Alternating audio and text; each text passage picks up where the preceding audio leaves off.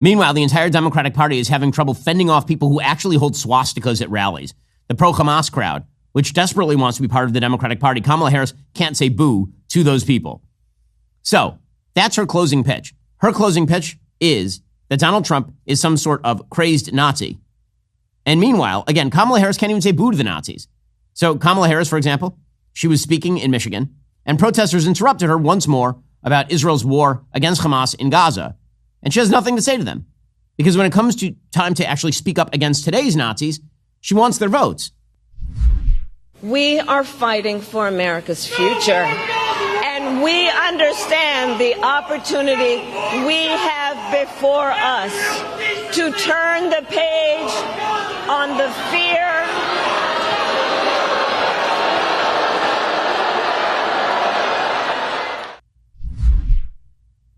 she's being yelled at by these crazy people, and she can never have the sister soldier moment where she just turns to the crazed pro-Hamas goons and says, Israel is right in its war, because that might offend the people who actually sympathize with the pro-Hamas Nazis. So it takes a lot of gall to suggest that what happened at Madison Square Garden last night was some sort of Nazi rally. There are Israeli flags hanging from the rafters. There were tons of Orthodox Jews who showed up. By the way, Orthodox Jews are going to vote for Donald Trump 120%. Orthodox Jews who are not eligible to vote will probably try to vote for Donald Trump.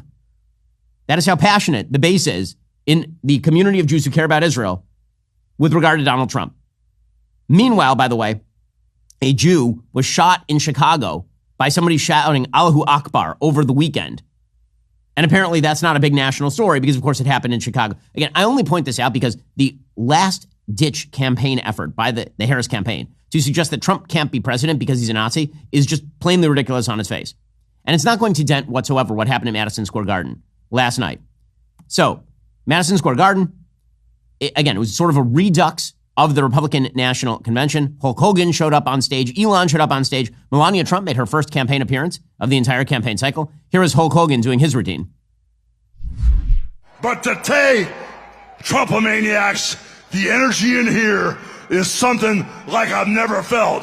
The energy of all these Trumpomaniacs is the most powerful force in the universe. And today, this is Donald Trump's house, brother.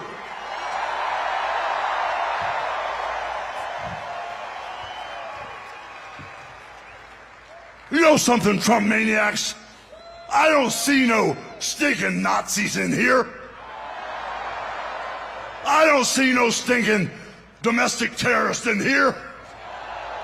The only thing I see in here are a bunch of hard-working men and women that are real Americans, brother.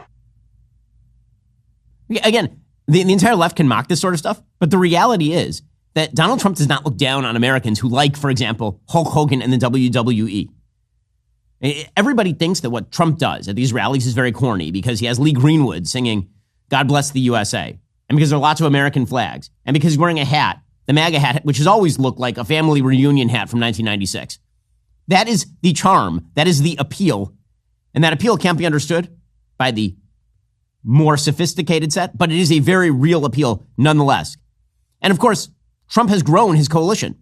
Right? Elon Musk, who for most of his career was a Democrat, has now declared himself a passionate, dark MAGA advocate. Here he was at the rally last night getting an enormous cheer.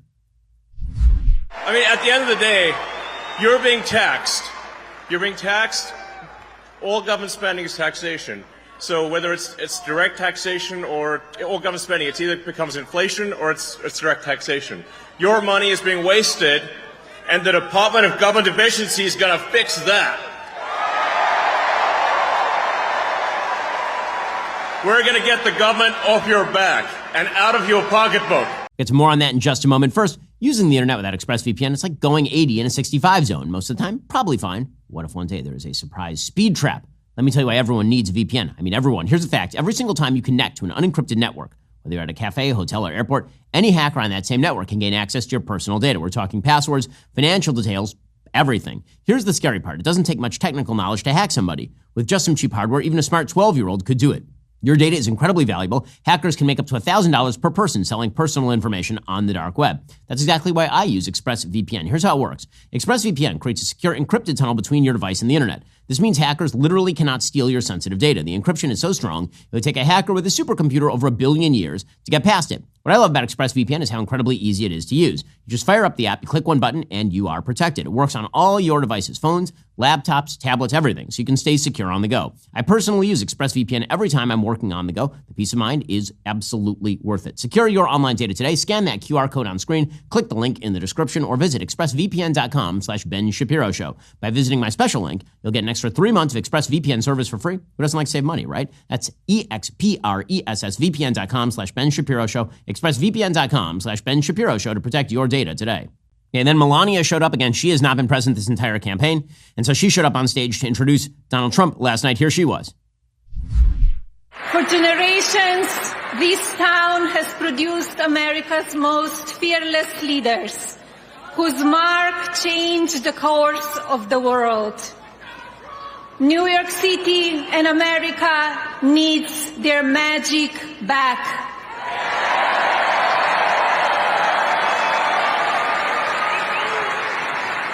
A country of tomorrow that will shape our future and reset expectations for the generations. Envision a wonderful America where the seeds of security, prosperity, and health are sown once again for benefit of our families.